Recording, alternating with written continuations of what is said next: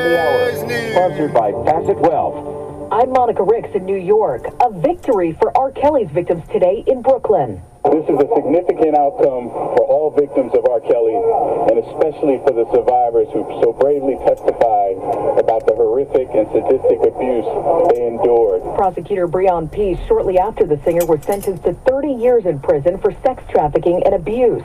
Lizette Martinez weighed in. She was just 17 when Kelly abused her.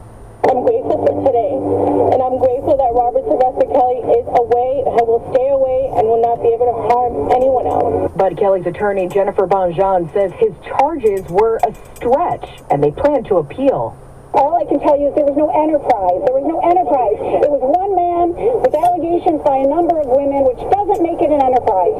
And that is why he's not guilty of racketeering. Kelly still faces charges in Chicago. Texas Governor Greg Abbott says the state's taking steps now along the border to block illegal immigration.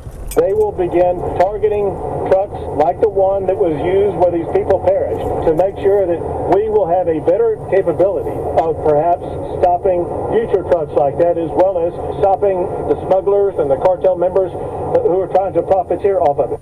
The move comes after 53 migrants were found dead in a hot tractor trailer there this week. President Biden met with Turkey's president at a NATO summit in Madrid today. CBS's Steve Dorsey is there. It was stiff pleasantries offered by Turkish President Recep Tayyip Erdogan to President Biden through an interpreter after weeks of blocking a key expansion of NATO. I want to particularly thank you for what you did putting together a situation with regard to Finland and Sweden. Turkey had accused Sweden and Finland of supporting Kurdish terrorists. The meeting also comes after the White House signaled support for Turkey's efforts to buy F-16 fighter jets from the U.S. Supreme Court Justice Stephen Breyer will officially retire tomorrow after serving 28 years. Ketanji Brown Jackson will replace him, becoming the first black woman on the High Court. The head of the WHO says he's worried monkeypox could be more dangerous for certain people. It could move into high-risk groups, including children, the immunocompromised, and pregnant women. We're starting to see this with several children already infected. In the U.S. alone, more than 350 cases have already been confirmed. House Speaker Nancy Pelosi met with Pope Francis and received communion today at the Vatican. Catholics have condemned the move over her support for abortion rights. This is CBS News. Well, that's today's news.